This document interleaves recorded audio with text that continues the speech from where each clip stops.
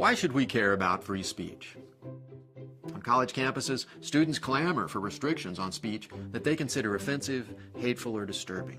Internationally, countries consider further limiting speech in the wake of violence like that committed by those who object to portrayals of the Prophet Muhammad. In the American media, many commentators question whether such offensive and provocative speech should even be allowed.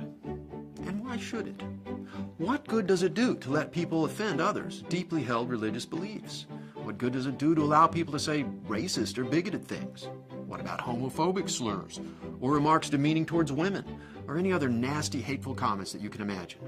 Wouldn't our country be a better place if we shut down that kind of speech? No. Freedom of expression matters precisely because it allows us to voice and hear unpopular and controversial views. You don't have to like offensive speech.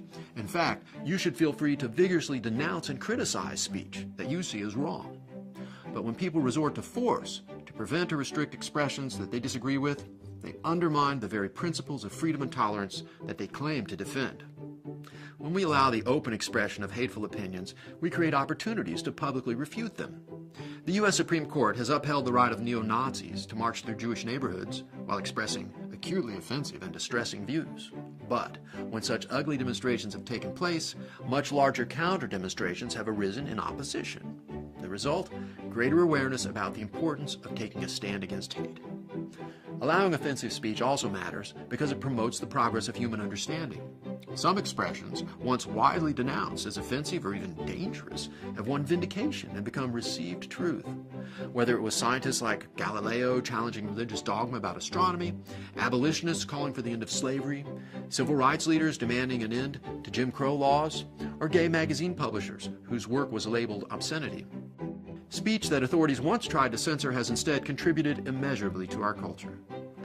When authorities seize the power to silence offensive views, they also of necessity seize the power to silence dissenting and minority views.